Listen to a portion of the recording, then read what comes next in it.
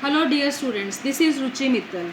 Now we move to the next topic of theme 2, Kings, Farmers and Town. In previous lecture we have learned the various developments that had been taken place after the decline of Harappan civilization, and we have learned about the role of James Prinsep. Now in this topic, first of all we will learn why the 6th century regarded as a turning point. After that we will learn about the earlier states and 16 Mahajanpas. Before going to that particular topic, we should must learn that why 6th century period is regarded as a turning point. It is an era associated with early states. It means during this era lots of early states has been emerged, and we will learn the importance of these early states. Growing use of iron. Iron has been used during this period, and we will learn the importance of the iron. Development of the coinage means the coin has been used by the different ruler as a medium of exchange, and later on these coins become a good sources to know our past. Growth of Buddhism and the Jainism. During this era there was a growth of Buddhism and Jainism. Our next topic is Mahajanpadas. These are like states. Yes, today we have 28 states and its own capital. In ancient history, or you can say history of ancient India, we have 16 Mahajanpads. In the early text of Buddhism and Jainism, we find the mention of the 16 states, and these 16 states are called the Mahajanpads. To know about the Mahajanpads, we should know the meanings of the Janpadas. It is derived from the two words Jana means people and Padas mean foot. In other words, we can say that a land where a Jan or people set its foot or settles, like a small villages, or you can say later on they becomes, when they combine together they becomes a Mahajanpads. As the word shows, Maha means great, Janpadas means big cities. Name of these Mahajanpadas are Vajji, Magda, Koshla, Kuru, Panchala, Gandhara, Avanti, etc. Features of the Mahajanpadas. The first feature is ruled by king. Mahajanpadas were ruled by king, but a group of people ruled these states which were known as republics. Every person of this group was called a king. Lord Mahavira and Lord Buddha have relation with these republics. On capital. Every Mahajanpada has its own capital and surrounded by a fort. The fortification of the capital was for the maintenance of its border forces and the economic resources for the officials. Importance of Brahman. Approximately in the 6th century BC, the Brahmins start composing a religious book in the Sanskrit called Dharmashastras. In it, rules were written for all the social sections, including the king. Revenue collection. The main job of the ruler was to collect the tax from the farmers, merchants, and the craftsmen. Now next is maintenance of the army. These states start keeping their regular armed forces and other officials for smoothing running of the state. Invade and conquer the neighboring countries. It was legitimate to attack the neighboring countries to raise money from them. Now we move to the next topic.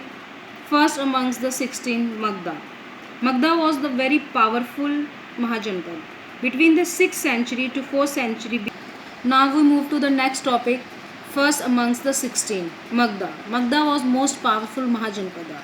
Between the 6th century BC to 4th century BC, Magda became the most powerful Mahajanpad, and its features are agricultural production. Agriculture was quite advanced and productive in the Magda. Due to the good amount of rain, there was always abundant production of the crops. Iron mines. Magda had a large storage of iron, so it was easy to manufacture strong weapons and the ornaments. Elephants. Elephants were considered as important sources in the Magda region. These elephants were considered as an important part of the army. Good transportation. Ganga and its tributaries provide good transportation system which was cheap and easy. Two capital. Magda had two capitals, namely Rajgir and Patliputra. It was very difficult for the enemy forces to attain victory over both these capitals. Different policies of the ruler. According to many early Buddhist and Jain writers, The policies of different rulers were also responsible for the strong position of Magda. They stated the rules that has to be followed by every person. The rulers like Bimbasara, Ajashatru and Mahapadmananda were quite ambitious. Their policies were introduced by their ministers. Our next topic is early empire. The growth of Magda culminated in the emergence of the Mauryan Empire. Chandragupta Maurya was the founder of Mauryan Empire and he founded it in 321 BC. He extended his control for the northwest as Afghanistan and Baluchistan. Ashoka was the grandson of the Chandragupta Maurya and he was the most famous ruler of the Mauryan Empire. He annexed the state of Kalinga in the Mauryan Empire. After the War of the Kalinga, Ashoka left the policy of war and gave his heart and soul in spreading and propagating Buddhism. Our next topic is sources to know the Mauryan Empire. Descriptions of Megasthenes. He was a Greek resident. His book